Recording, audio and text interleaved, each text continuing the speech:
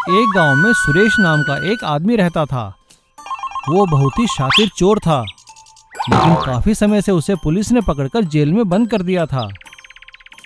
सजा खत्म होने के बाद वो गांव वापस आता है। चलो अच्छा हुआ मेरी सजा खत्म हो गई। अरे गांव तो बहुत बदल गया है। ये क्या है यहाँ पर? सुरेश गांव में खुले बैंक को देखकर हैरान होता है। वो बैंक के पास वाली चाय की दुकान में जाकर लोगों से बात करता है। अरे चाचा राम राम, क्या हाल है? राम राम, कौन? चाचा मैं हूँ सुरेश, भूल गए क्या? अच्छा चोर सुरेश, अरे तुम भी कोई भूलने वाली चीज हो क्या?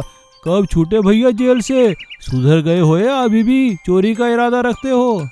अरे नहीं चाचा, जेल की हवा खाकर तो अच्छे सुधर जाते हैं, तो मैं क्या चीज हूँ। लेकिन चाचा अपना गांव तो बहुत बदल गया है। मैं देख रहा हूँ यहाँ बैंक भी खुला है। चाय की दुकान पर बैंक का चपरासी चाय लेने आया हुआ था। उसने सुरेश की बात सुनकर सुरेश से कहा, हाँ भैया बैंक खुल गया है। बैंक, तुम्हें पता है इस बैंक में काफी पैसे जमा है। आसपास के गांवों के लोगों को देने के लिए सरकार ने पैसे भेजे हैं। काफी पैसों की बात सुनकर सुरेश बैंक में चोरी करने का इरादा बना लेता है और इस काम के लिए वो एक विशाल ट्रैक्टर की ट्राली तैयार करता है। वो कुछ मजदूरों को पैसे का लालच देकर चोरी के लिए मना लेता है। हाँ तो मेरे साथियों, आज रात हम बैंक में डाका डालेंगे। अरे लेकिन भैया हम चोरी करेंगे कैसे? हम तो मजदूर हैं। अरे तो आप लोगों को मजदूर का ही तो काम करना है। मेरे साथ चलना है और बैंक से तिजोरी उठाकर इस ट्रैक्टर में रखनी है, बस। सुरेश बैंक के सीसीटीवी कैमरे खराब कर देता है और सभी मजदूरों की सहायता से बैंक की तिजोरी उठाकर अपने ट्रैक्टर में लाद देता है। अरे भाइयों, तुमने बहुत अच्छा काम किया है, लो मुंह मीठा करो। सुरेश सभी मजदूरों को नशे वाली मिठाई खिला देता है, जिसे खाकर सभी मजदूर बेहोश हो जाते हैं। और सुरेश अपने एक साथी की सहायता से, जिसने की पुलिस की वर्दी पहन रखी थी, ट्रैक्टर लेकर शहर की ओर चल पड़ता है। शहर के रास्ते में उन्हें एक पुलिस नाका मिलता है। गाड़ी रोको, क्या है इस गाड़ी में? कौन हो तुम लोग? अरे साहब, हम तो आपके ही डिपार्टमेंट के हैं, बैंक का पैसा लेकर शहर जा रहे हैं। पुलिस वाले उसकी बातों में आ जाते हैं और वो ट्रैक्टर को जाने देते हैं। लेकिन तभी वहां पर विक्रम नाम का पुलिस इंस्पेक्टर आ जाता है। उसे उन पर शक होता है। अरे रुको, ठहरो, अपना आईडी कार्ड दिखाओ। कौन हो तुम लोग? कहाँ से आए हो? हमें तो मालूम ही नहीं कि बैंक का पैसा जाना है। अपनी पोल खुलता देख सुरेश वहां से भागने की कोशिश करता है, लेकिन पुलिस सुरेश और उसके साथी को पकड़ लेती है और उसकी विशाल ट्रैक्टर ट्राली को पैसे की तिजोरी समेत जब्त कर लेती है और सुरेश को पकड़कर फिर से जेल में बंद कर देती है। और सुरेश को अपने बाकी दिन जेल में चक्की पीसकर काटने पड़ते हैं। ऑटो जेसीबी बचाओ। बीजापुर गांव में सूरज और नीरज नाम के दो भाई रहा करते थे। वो दोनों एक ही घर में रहते थे। सूरज एक ऑटो चलाता था और नीरज एक जेसीबी चलाता था। सूरज ऑटो चलाकर काफ़ी पैसे कमाता था और नीरज का काम भी काफ़ी अच्छा चल रहा था। लेकिन नीरज को लोगों की मदद करना बहुत अच्छा लगता था। वो जो पैसे भी कमाता उसमें से आधे लोगों की मदद में ही लगा देता था। दोनों की शादी हो जाती है। एक दिन नीरज सूरज के पास आके कहता है, भाई मुझे कुछ पैसे चाहिए। हाँ नीरज, बताओ कितने पैसे चाहिए? भाई असल में मैंने काम तो किया था, लेकिन क्या करें, वो सुखदेव बीमार हो गया था तो मैंने पैसे उसे दे दिए। कोई बात नहीं नीरज, ये लो पैसे रख लो, तुम्हारे काम आएंगे। जब तुम कमा लो तो मुझे दे देना। नीरज को पैसा देख सूरज की पत्नी देख लेती है। उसे बहुत बुरा लगता है। वो सूरज से कहती है, अजी ऐसे ही पैसे कब तक लुटाते रहोगे अपने भाई पर? कुछ हमारे भविष्य की भी सोची है कि नहीं? अरे सुषमा, तुम ऐसा मत कहो।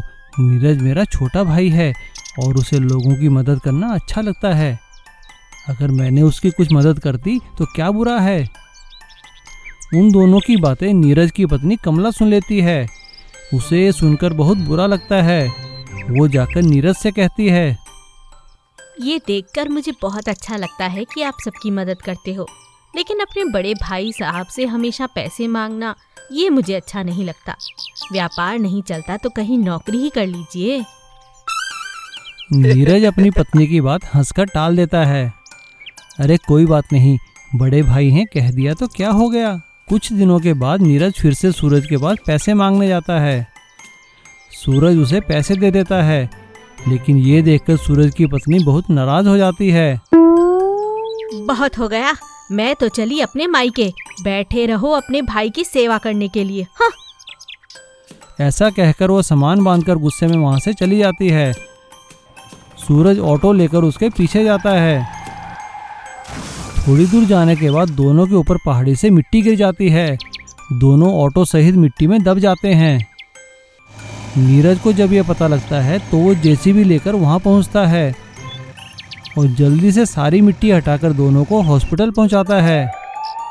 सूरज और उसकी पत्नी को जब होश आता है तो उनके सामने नीरज खड़ा था। भैया, आप ठीक हैं? डॉक्टर सूरज और उसकी पत्नी को सारी बात बताते हैं। ये सुनकर सूरज की पत्नी बहुत शर्मिंदा होती है और वो नीरज से माफ़ी मांगती है। माफ कर दो नीरज, अब मैं अपनी भूल समझ चुकी हूँ। अरे कोई बात नहीं भाभी, मैं तो लोगों की मदद करता हूँ, आप तो फिर भी अपने हैं। और दोनों भाई फिर से हंसी खुशी इकट्ठा रहने लगते हैं। Bigfoot auto race. नारायणपुर नाम के एक गांव में शांताराम और तुकाराम करके दो ऑटो ड्राइवर रहते थे। दोनों अच्छे दोस्त भी थे। दोनों मिलकर ऑटो ड्राइवर एसोसिएशन खोलते हैं और बस स्टैंड के बाजू में ही उनका ऑटो स्टैंड लगा देते हैं। लेकिन शांताराम को सब जानते थे, तुकाराम को कोई भी नहीं पहचानता। जो भी सवारी आता था शांताराम के ऑटो को ही पूछकर उसमें चले जाते थे। एक दिन शांताराम ने ऐसा बोला, यार तुकाराम, अगले हफ्ते जनवरी 26 है, मालूम है ना कि वह रिपब्लिक डे है। उस दिन सारे देश में झंडा वंदन भी करते हैं। क्यों ना हम भी कुछ अनोखे तरीके से रिपब्लिक डे मनाएं? अरे यार, आइडिया तो बहुत अच्छा है, बोलो क्या करेंगे? यार मैं सोच रहा हूं कि हम एक ऑटो की रेस लगाते हैं। इससे हमारे ऑटो ड्राइवर भाइयों में एकता और दूसरों के सहाय करने का भाव भी बढ़ जाएगा। ऐसा बोलकर शांताराम और तुकाराम सारे ऑटो ड्राइवर्स को बोल देते हैं कि 26 जनवरी को एक बड़ा ऑटो का रेस होगा। उस दिन तुकाराम घर जाते ही ये सोच में पड़ गया कि रेस को कैसे जीतें। वह हर हाल में रेस को जीतना चाहता था, क्योंकि उसको सारे गांव में मशहूर जो होना था, ताकि सारे गांव के लोग उसको और उसके ऑटो को पहचान सके। तभी वह देखा कि उसका बेटा सोमू एक कार से खेल रहा था। उसका बेटा जो बहुत ही बुद्धिशाली था, उसने कार की छोटे पहियों को निकालकर बड़े बड़े पहियों को लगा देता है। तभी उसको देखकर तुकाराम ने ऐसा पूछा, अरे सोमू, ये तुमने क्या किया? कार की असली पहियों को निकालकर बड़े बड़े पहिए क्यों लगा दिया?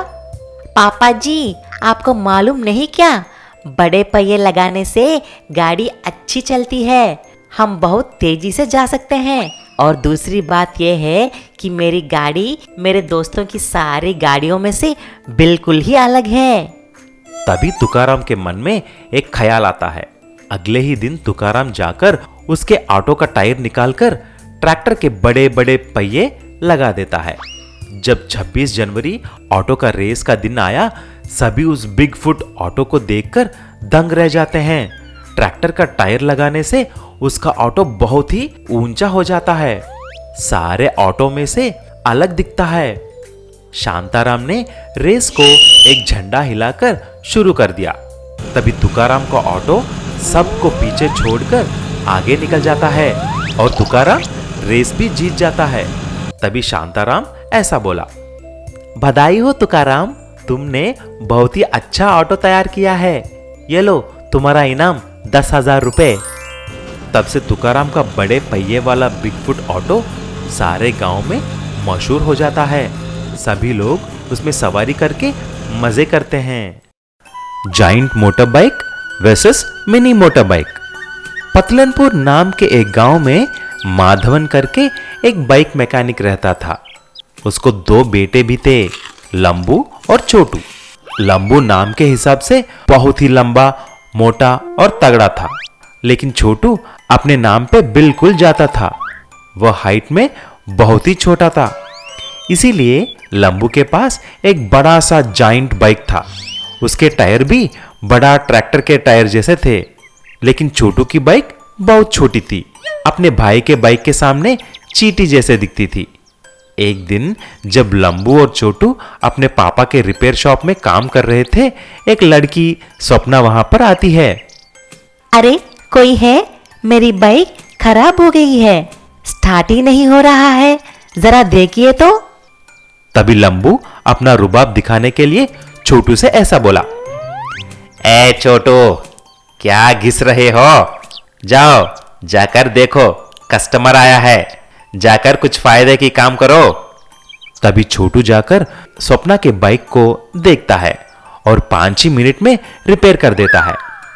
मैडम, जरा सी स्पार्क प्लग में प्रॉब्लम है, ठीक कर दिया है, अब कुछ प्रॉब्लम नहीं होगा। स्वप्ना पैसे देकर वहां से चली जाती है। तभी लंबू ने ऐसा बोला, ए छोटू, मुझे उस लड़की से प्यार हो गया है, तुम मेरे नाम पे एक लव लेटर लिख के तुम दे दो और उसको हर रोज फॉलो करके तुम मेरे बारे में अच्छी तरह उससे बोलो। भैया, जिससे प्यार हुआ है लेटर उसी को देना है। ज्यादा बकवास मत करो, वरना कान के नीचे एक दूंगा, चल हट। छोटू जैसा ही उसके भाई ने बोला वैसा ही करता है। एक लव लेटर लिख के स्वप्ना को देता है और हर रोज स्वप्ना के पीछे फॉलो करके देखता है। कुछ दिन के बाद स्वप्ना अपने मम्मी और पापा को लेकर माधवन के घर आती है। वहां पर छोटू और लंबू भी थे। तभी स्वप्ना ने ऐसा बोली, पिताजी, ये है छोटू, जिससे मैं प्यार कर रही हूँ। इसने मुझे लव लेटर देके मुझे हर रोज फॉलो करके देखभाल भी किया है। मैं इससे ही शादी करूंगी। स्वप्ना की बातें सुनकर लंबू हैरान हो जाता है। क्या बोल रही हो? प्यार तो मैंने तुमसे किया है, लव लेटर मैंने लिखने के लिए बोला। क्या रे छोटू, तुमने उस पर मेरा नाम नहीं लिखा क्या? भूल गया भैया। ये सब देखकर स्वप्ना के पापा ने ऐसा बोला, एक बोल रहा है कि मैंने प्यार किया है, लेकिन मेरी बेटी तो छोटू को प्यार किया है। इसीलिए एक काम करेंगे, आप दोनों के बीच में एक बाइक रेस लगाएंगे। जो जीतेगा मेरी बेटी उसी से शादी करेगी। ऐसा ही लंबू अपने बड़े जाइंट बाइक को लेकर और छोटू अपना छोटा बाइक को लेकर रेस के लिए शुरू हो जाते हैं। लंबू अपने बड़े बाइक पे बहुत आगे निकल जाता है, लेकिन बीच रास्ते में पेट्रोल खत्म होने की वजह से रुक जाता है। उसके पीछे ही छोटू धीरे धीरे अपनी छोटे बाइक पे आ जाता है। अरे छोटू, थोड़ा पेट्रोल मुझे देना, मेरे बाइक में पेट्रोल खत्म हो गई है। अरे भैया, तेरे बाइक में पेट्रोल भी तेरे अक्ल जैसी है, हा हा हा हा। ऐसा बोलकर छोटू आगे निकल जाता है और रेस भी जीत जाता है। तभी माधवन छोटू और स्वप्ना की शादी धूमधाम से कर देता है और लंबू अपने बड़े बाइक को उपहार के रूप में छोटू को देता है। और तब से स्वप्ना और छोटू बड़े बाइक पे घूमकर खुशी से रहने लगे।